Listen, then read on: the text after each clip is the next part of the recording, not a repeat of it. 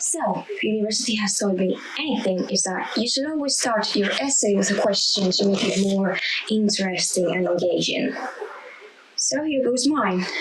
Why am I talking about chuunibyo now?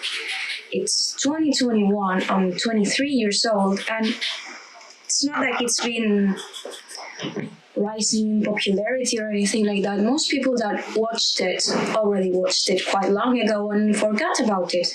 In fact, I only watched it, was it last month, I think?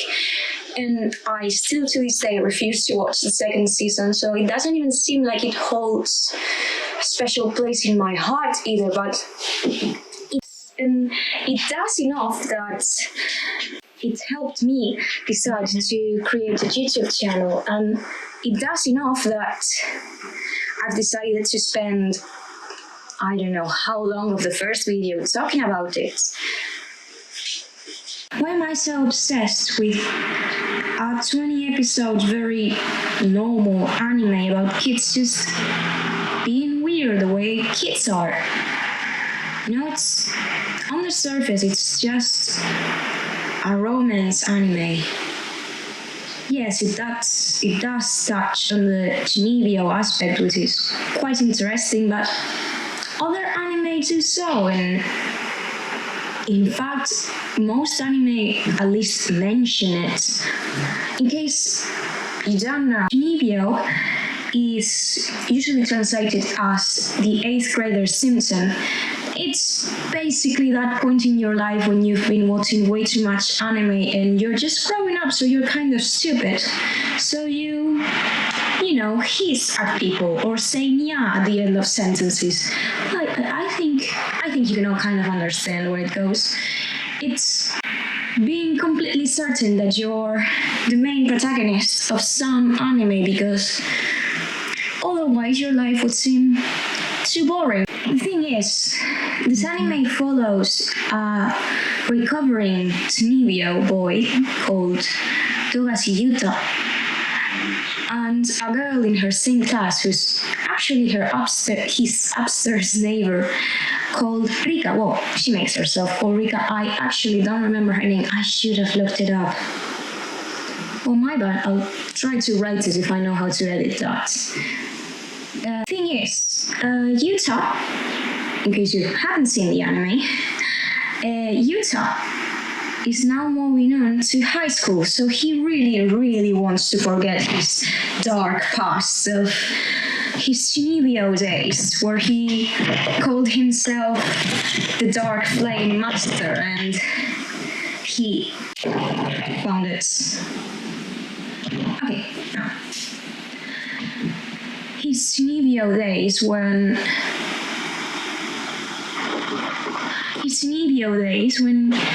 he called himself the Dark Flame Master, and he went around wearing chains and a long black leather cloak.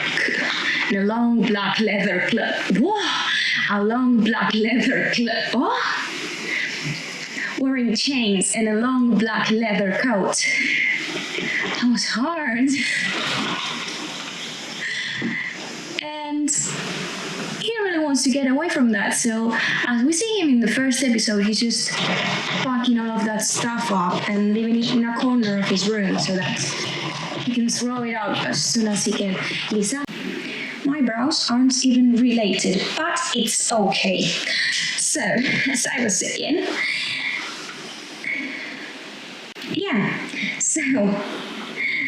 saying, he's packing everything up, he's putting it on the side and trying to forget about it. He even went as far as to go to school where nobody knows him. But he does have a kind of problem, which is, again, Rika. And also the fact that he actually is the protagonist of an anime, so his life is not going to go that easily. Turns out Rika's in his same class and has heard him call himself the Dark Flame Master, so her chuunibyo mixed with his former chuunibyo makes her very interested in him and makes him very far from his goal of having a normal high school life. The thing that I like about this anime is that The story is not a self-deprecating story directed to make weeaboos feel bad by just having both Rika and Yuta learn that they have to be normal and that they have to learn to adapt to society. Nor is it a pat in the head where Rika just goes and manic pixie dream girls her way through Yuta's life and saves him from being a normie. It's not that either. In this anime they both learn about each other, and for some reason that left a very warm feeling in my heart. It actually made me feel very good and very nice, and you'd think, aren't you a bit too old for that? And yeah, maybe that was a lesson I would have enjoyed hearing 10 years ago or 9 years ago, but for some reason it was even more cathartic hearing it now. Because you see, as I said, we're in the year 2021. I'm 23 years old. I've moved out of my parents' house, and I am now living with my partner and our 2 cats. I'm pretty much what I thought an adult is. And yet, I reached the 12th episode, the final one, and I cried so much, and it filled me with something I never thought romance, very normal kind of 2011 anime would make me feel, and it was very nice. It was like someone had come and patted me in the back and said, hey, you know what, it's okay. This does link to the fact that I've been seeing so many teenagers and so many kids nowadays cosplaying and watching anime, watching Attack on Titan, rewatching Toradora, which, please take notes that it wasn't a healthy relationship. Please do. Don't be like me. Don't try to be a tsundere. It's not cute. It's not cute. It's actually very, very toxic. So, and I see all of these kids cosplaying and being out and about with very alternative styles, and maybe it should make me jealous. Oh god, this is going terribly. Why? Okay, I'm going to try something else. Wait. Thing is, maybe it should make me jealous or angry that I didn't have that freedom when I was younger, but actually it makes me feel very happy and very proud, and not just for them, because I'm happy that they can be open about what they like and it's not deemed weird, but I'm also happy that I realized I still have time to enjoy anime, and I still have the right to be open about it and to talk about it. I have so many opinions about it, and they're not because I wasted my time.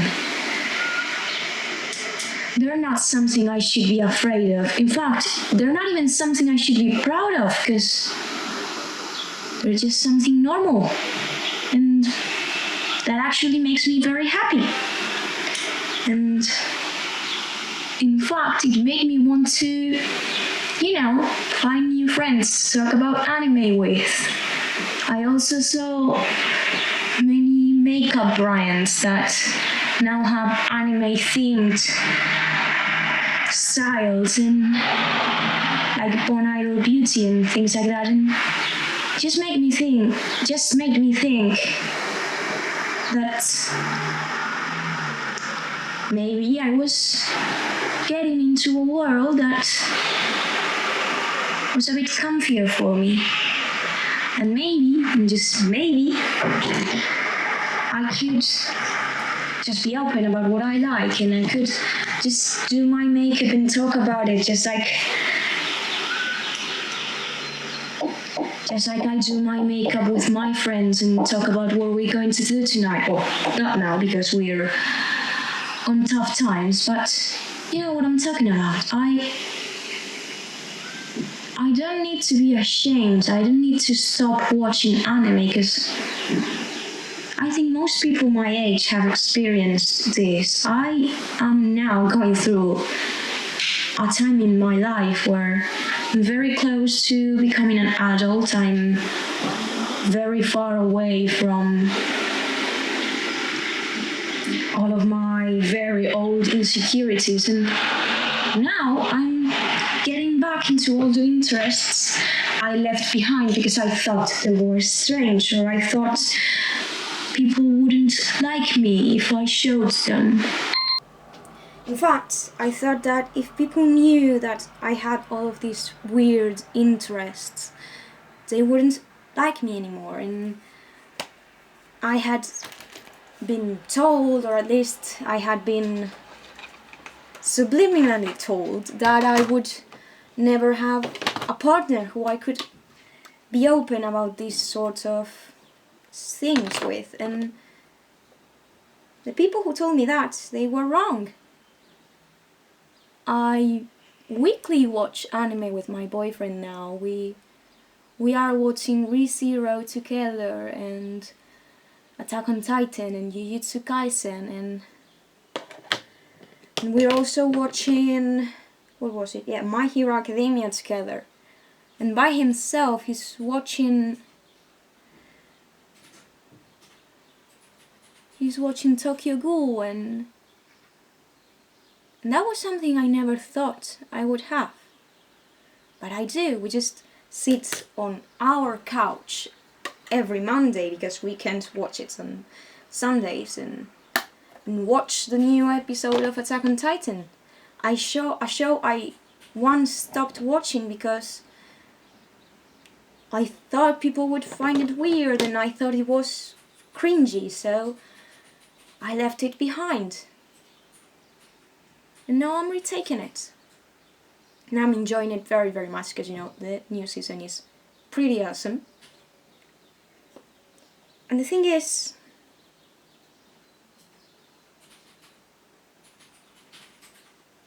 I'm going to do my eyeliner without recording, because otherwise you're going to just be here looking at me in complete silence trying to do my eyeliner. So wait a second. Alright, so now that my eyeliner is done, by the way, if you can't tell, this is kind of what I think Rika would do. She could kind of do makeup. So I was saying, chuunibyo just made me realize that maybe, just maybe, everything I had hidden and everything I had been so worried about being a problem for future partners, maybe it was okay, and maybe being cringy is okay, or maybe, just maybe,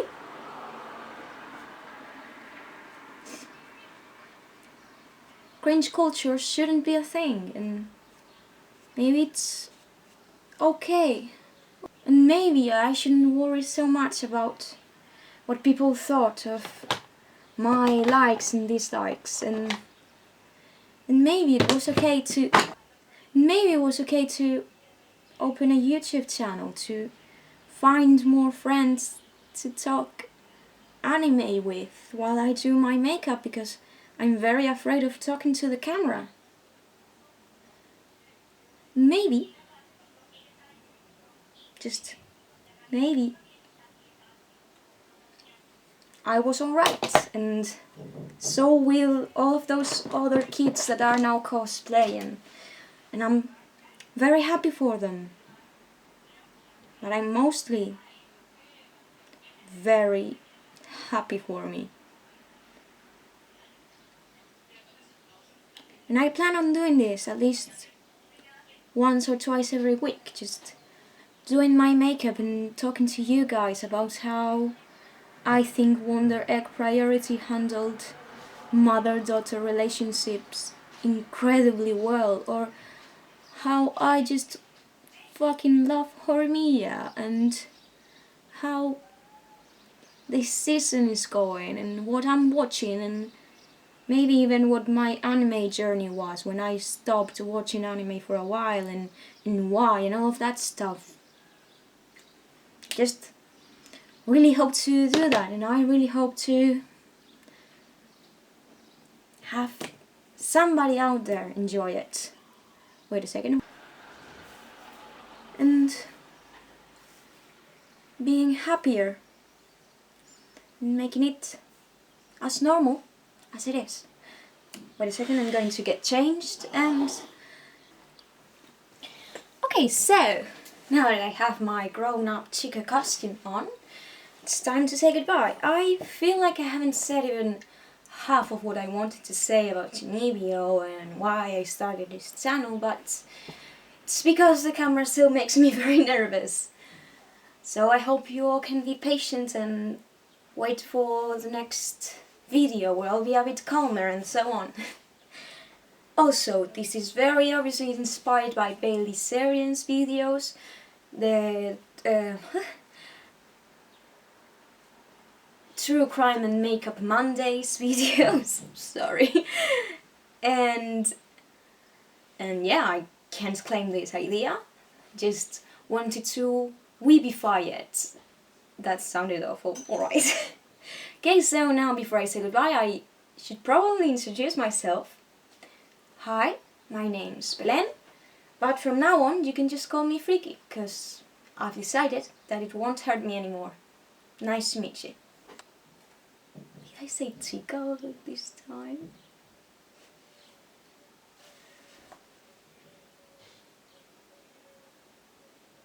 Please forgive me, Haruhi-sama.